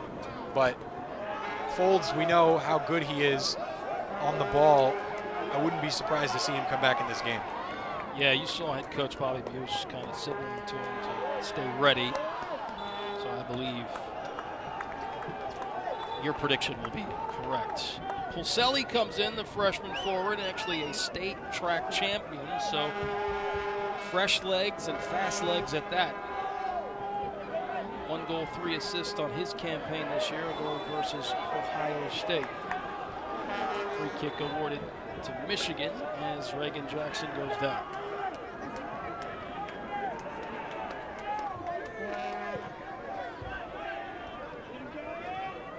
Eight to 4 on the foul count. We have not seen Wake Forest lead in that department a lot this year. They do tonight. This could be dangerous into 1v1. Can they tie it up? And off the left foot, just pushed it wide. Banal Kassar somehow got beat, and Wake Forest somehow keeps the clean sheet. Well, the original turnover came in the midfield by Kyle McCurley. That sent Michigan through, and here Benalcazar just whiffs on the touch. That allowed the striker through, and Broach, oh, that's a gut punch to this Michigan team who's now seen a couple of big chances go wide. You've got to hit the target with that. At least work Pannenberg, who'd come off his line. Broach would hit that 9 times out of 10. Just moved it to the right of the net. And give Pannenberg a lot of credit because he came off his line and gave Broach very few options to put that on net. Harrison ran out of space, goes out of bounds. I'm laughing because Kyle's got his hand up doing the AR way, and it just looks funny with your hand. It went up. Good job. No, you were right. You're right. I'm glad. He kind of gives me the signal. I know that he's up. Just thought maybe you had a question, right? No, yeah, right. Pick me. 3 saves for Pannenberg tonight. Just dodged a huge bullet there. That's the second time he's seen 1v1 with a Michigan attacker. It was Popovich in the first half.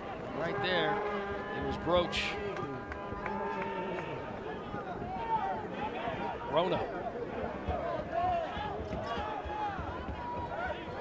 Lapa. Michigan's done a good job of somewhat shutting down Lapa. He's had a couple good touches.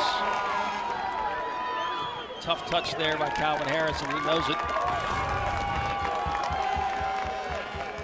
Yeah, you're right too, Kyle. Looking at that chance by Michigan, you saw how Pannenberg came out and got to look big. Yep, and that's exactly what he did. He took away the far post. You can only really do one or the other. Corona got through, pokes away, and they call a PK.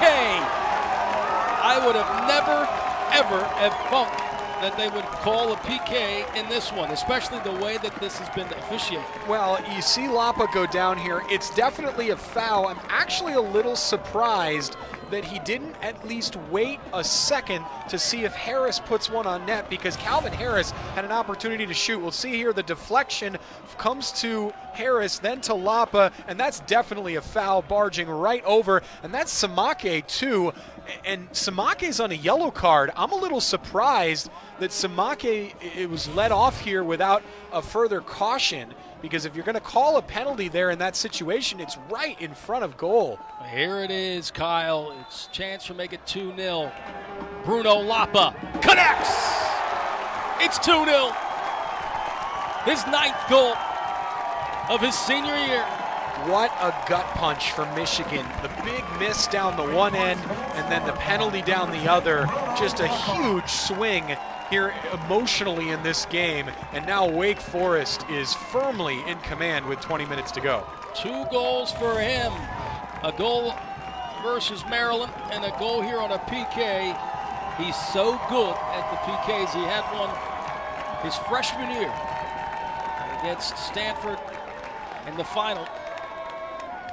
It was funny this week at training, talking to head coach Bobby Muse. He was imitating how Bruno Lapa takes PKs just to get under his skin. He said, watch this, guys. Who am I? And he does imitation of Bruno Lapa. Right there, he didn't do the stutter step as he usually does, but he did execute. And now Wake Forest up 2-0 with under 20 minutes to go. Is this enough, Kyle? Can this do it? Can Wake Forest get back to the Elite Eight? Just, and back to this point, just such a massive swing of momentum in this game. Long ball, Calvin Harris is there. Harrison, great play defensively by the captain. And a good idea by Rula, but just had too much on it. There's DeShields in the air. Parente. A little extra shove by his teammate, old teammate from Flint City. Pardon me, that Tejas did not play at Flint City.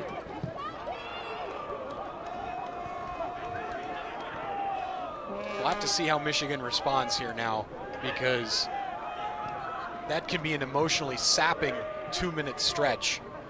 And we'll see if the Wolverines can put together a response, because they're certainly not out of the woods here with 19 minutes to go. Hard foul. They're going to call, they're going to give a yellow to DeShields with his cleats up. But I'm going to tell you, looking at this player, the sophomore, Luka, he is impressive. Yeah. When he came off the bench, he's part of that Flint City FC team. I mean, him coming off the bench, and then you look at the juniors on this team is going to be even extra dangerous next year, even without Hallahan. There he goes on the ground. Just a little bit of a reckless challenge there by DeShields, so he'll get booked. But I guess you see how dangerous Kevin Buka is. Sophomore out of Rochester, Michigan. Only 1 assist on the year. The card count. Lots of cards, not a lot of fouls though. Now we've moved up to 17 fouls between the two teams. Cho has not yet returned onto the pitch as Tater Rinhack is still in. The flick on and into the hands, right in the fingertips of Pannenberg. Michigan will be knowing that they need a goal ASAP. If they can get one here with 19 minutes left, even 15 minutes left, you think, okay, we just need one here down the stretch, and they've had so many chances. But as the clock ticks down, it starts to become a bit of an enemy. Yeah. foul. It looked like Johnston went down. It was Gross who knocked him down. Let's take a look at that last chance. A little flick on. That's exactly what you want to do in that situation with your back against the goal. You just kind of want to flick it up and hope that the tall players of Michigan can head it down and home. Yeah, Harrison will get a shot on that, but I don't think that was his intent. He was definitely, like you said, trying to push that on for another attacker to put the finishing touches on, just a little too close to Pannenberg, who has been in every correct position so far. You know, we talked about his positioning coming out of net to challenge that big opportunity by Popovich when he put it wide.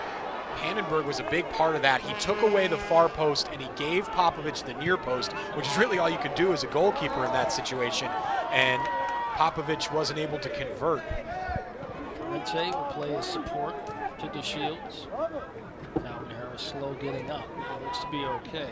Rona went down earlier as the crowd wanted a foul. No call. They continue to play.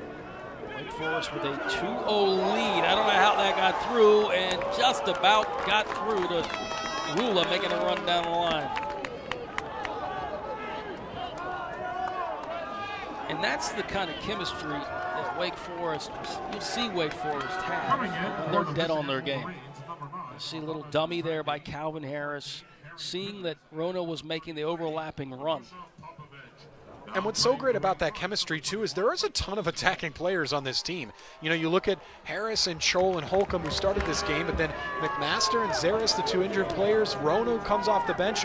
We saw Hernandez come off the bench in the first half, and yet, despite the chopping and changing, they're still able to play well together. Yeah, you got the Gatorade Player of the Year last year, nationally, coming off the bench, Hernandez.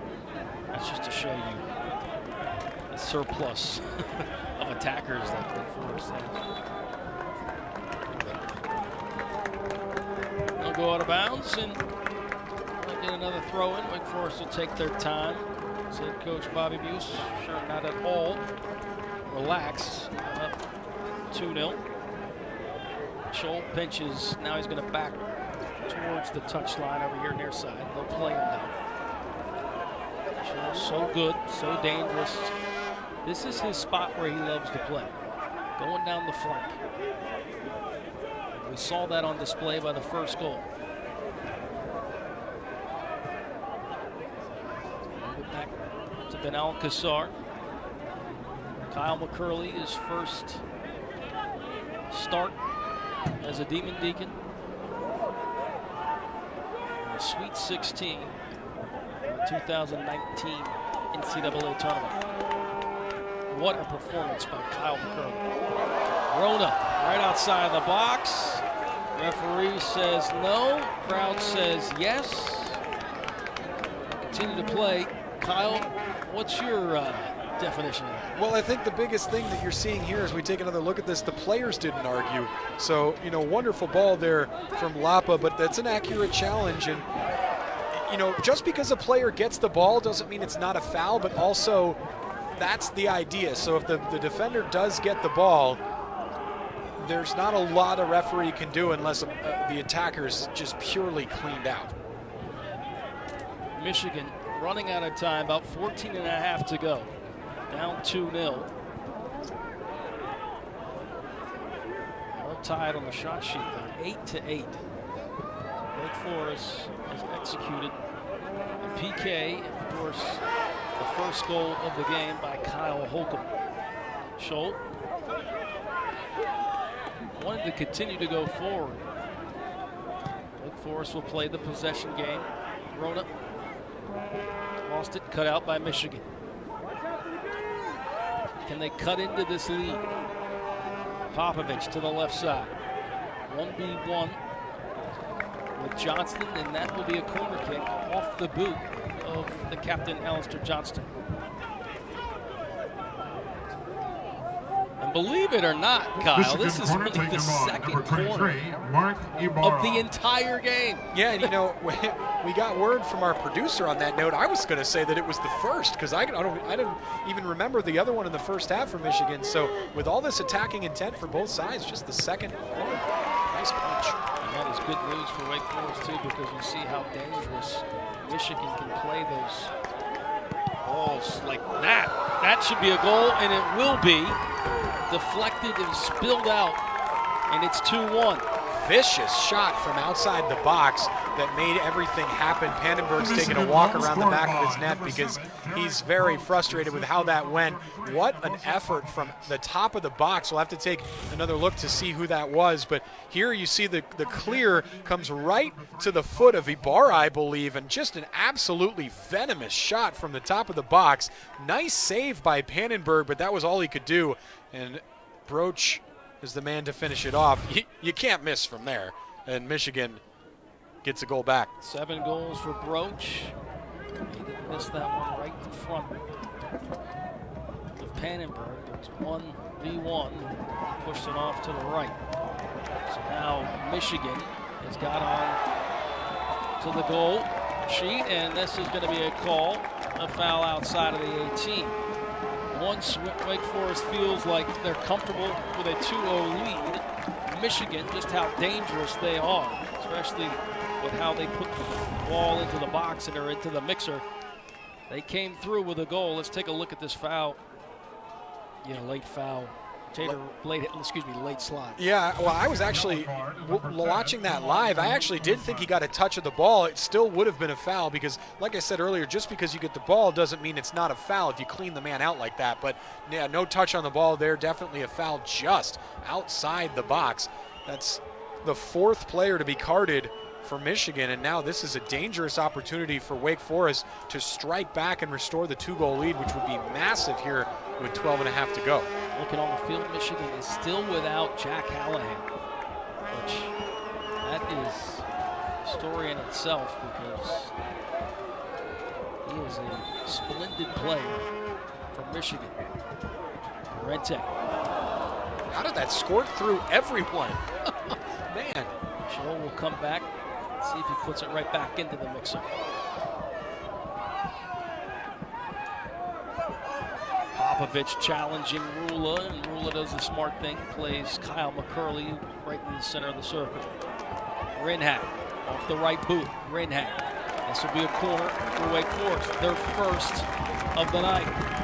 2 corners for Michigan, 1 for Wake Forest, and this is it.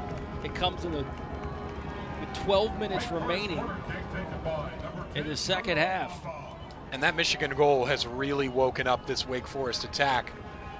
They want to come right down here and restore that 2-goal lead. They play the short corner. Parente plays it right back. Lapa lofts it in the air. Alistair Johnston had a head on it, and Michigan will just try to clear it. Curley.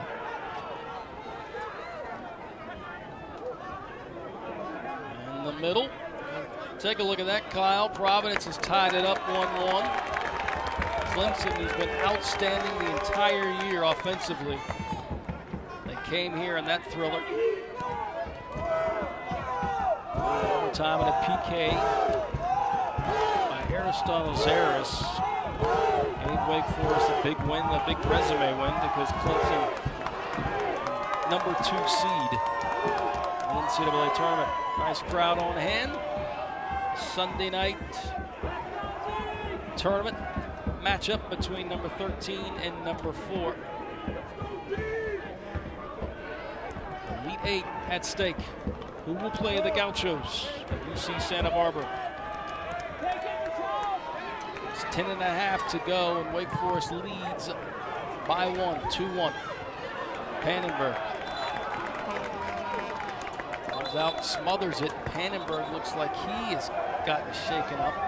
I don't know if there was a late boot by Broach, but Pannenberg is aching. Yeah, I didn't see much live, to be honest with you. Watching that, it looked like the attacker pulled up, but clearly the referee saw something, and we'll see what happens. He just stepped on his leg at late. It did not look intentional, so good on the referee for not giving a card there, because he could have been tempted to. Definitely not an intentional stamp. Tried to pull up. The first goal that Wake Forest has allowed in this tournament is by Broach. Broach just but no malice, actually stepped on Pannenberg's back foot. Wake Forest hoping the time can tick down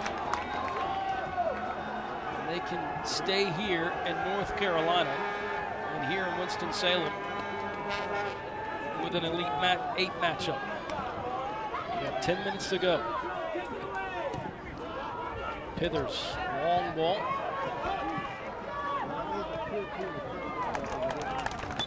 High kick, karate kick by Buka. Callahan still not back in the game. He went down. A little Coming brush in up for with the Kyle Demon Deacons, McCurley. number 6, Justin Thomas. And he went down, and we have not seen him back on the pitch. There's our bracket. UC Santa Barbara, the Gauchos. Tell you what, you talk about attendance. UC Santa Barbara, they get lots of fans come out to their games. What a storied season they have had. A lot of seniors on that team, which makes a dangerous formula. The weather helps. Yes, I would say so. Well, they went into Indiana. It was cold and it was rainy. They came out with a win in double overtime.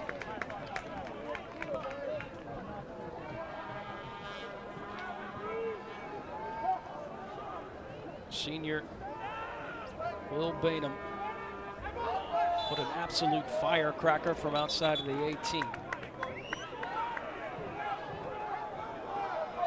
And broke the hearts of the Hoosiers. But the Hoosiers this year, they had to fill so many holes for all those players that left from last year's College Cup run.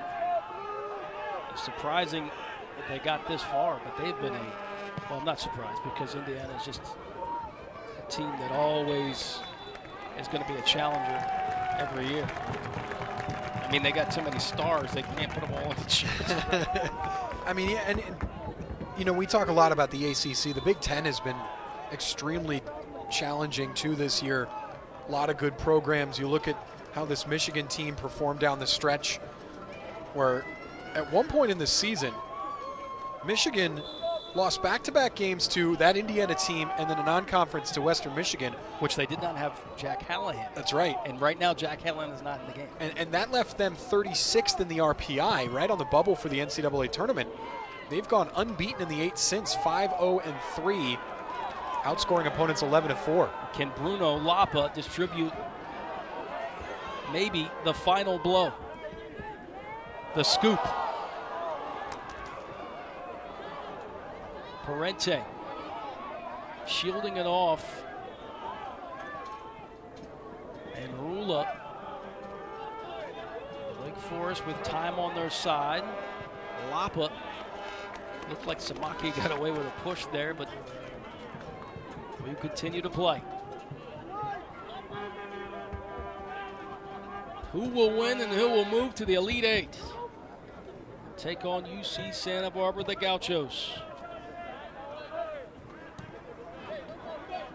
So,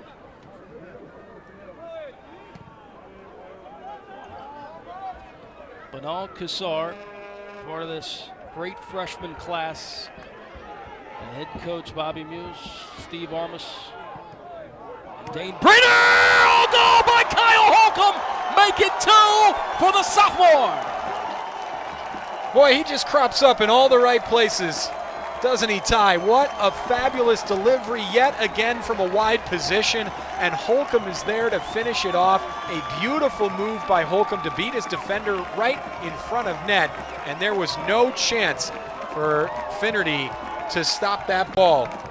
Kyle Holcomb restores the 2-goal lead. Take another look at this fabulous delivery from the right-hand side and on point. Justin Thomas was the one out wide. Puts this curling ball in. Finnerty stuck between backing up and moving forward, and Holcomb delivers the blow that may have sent Wake Forest into the Elite 8. What a ball played by the transfer from Memphis. Justin Thomas just got in the ball game. And when in doubt, when Kyle Holcomb is poaching, just put it right there in the mouth of the goal, and I guarantee number 3 will get a boot on it. He did there. He makes 2 goals for the night. And Wake Forest now with 6.5 to go. A commanding 3-1 lead. The crowd feels it, as well as the Wake Forest bench. An Elite Eight matchup, destined, playing in the cards here for Wake Forest.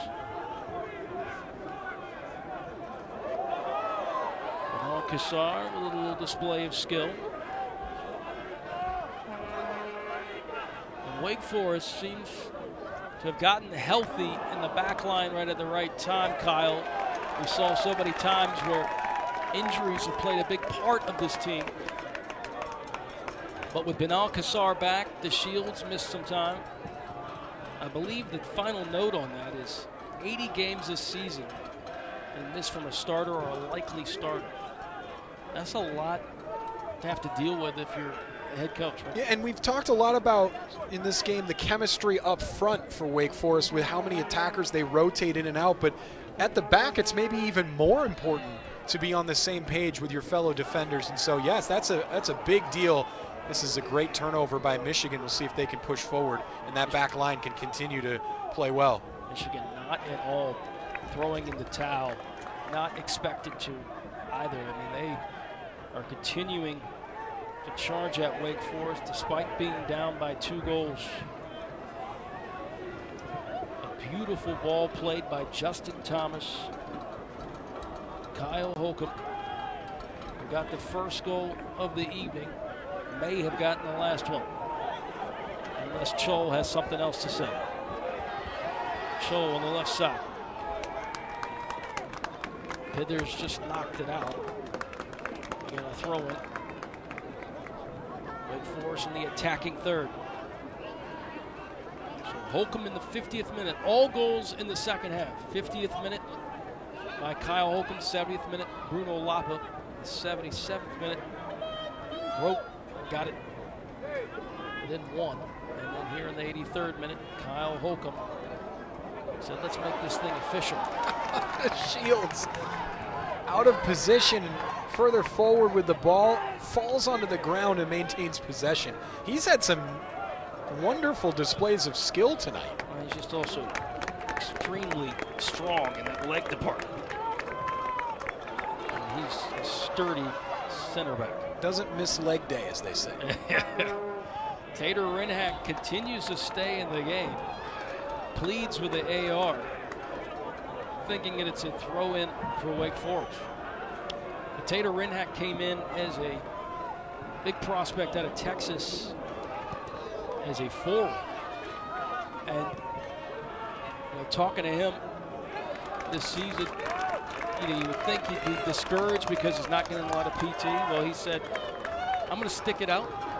And what a leader that is, because he stayed in this program. He's done everything that head coach Bobby Muse has wanted him to do, whether it's playing for Alistair Johnston on the left side or the right side, playing in the midfield, or even playing up top. And, in this day and age, you look at the way college football works with how many transfers in and out, and it's almost like a free agency sort of thing, and that's sort of bled into other sports as well. And it's good to see when someone sticks it out and is rewarded. Tater Rinhack almost got another assist. He got an assist versus Maryland. Calvin Harris has not been on the pitch for a good while. Rinhack came in for Chol. Chol came back in, took Calvin Harris's spot. That's why I see Chol on the left, Rinhack on the right. Kyle Holcomb once more. He wants a hat trick. Here's a shot. Oh, just off to the left. Finnerty played that angle correctly. Just able to throw his hands up. Referee's going to take a look at this, I think, to see if this is a corner or a... Oh, no, okay, never mind. He put his hands up like he was stopping the clock. Holcomb wanted a corner. We take another look at this here. A nice little poke by Lapa to pounce on that ball. Hard to tell there if Finnerty got a touch or not. Good job by our crew, as always. They've been on point. I mean, that's the norm. Our producer, Everett Hutto, thanks for everything you do. Our technical director, Drew DeMarc Antonio. Replay, Kelsey Crook. Official replay, Scott Hoffer. Graphics, Jason Christie. Dash, Peyton Hughes. Camera operators, Paul Weed, Topher Abbott. Dave Fields, Matt Hammond. Gerald Vaughn on audio. Alex Green on video. Wes Heileman, Travis Pfeiffer, our engineers. Our executive producer, J.O. James Overstreet. Of course, our SIDs that we've had a chance to talk with, Michigan's Brad Rudner, Wake Forest, Jay Garneau. Thanks for everything you've done. We couldn't put this on without this crew and without the SIDs. So Kyle and myself, thank you deep from the bottom of our hearts. Thank you, Ty. I've had a lot of fun here. It's been another exciting game here today. Wake Forest moving on and showing how strong they are against a very, very tough and good opponent. You look at how this game has flowed and you think, as good and as well as Wake Forest has played today against a strong opponent, on another day, we could be tied up here, or even Michigan in front, had they been able to take some of their chances. Sometimes that's just what the name of the game is. Can you deliver in front of goal? Game will be Saturday at 5 p.m. and unless a huge miracle, it'll be UC Santa Barbara coming to Winston-Salem.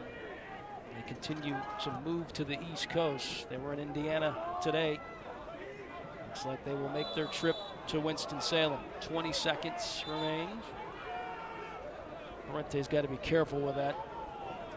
You don't want to push the ball out and get a yellow card. Well, also what he did was Michigan had to take that quickly, and now he's allowed them to stop and deliver this into the box. And although how dangerous Michigan is. Yeah, it didn't look like there was much malice in that. Ibarra,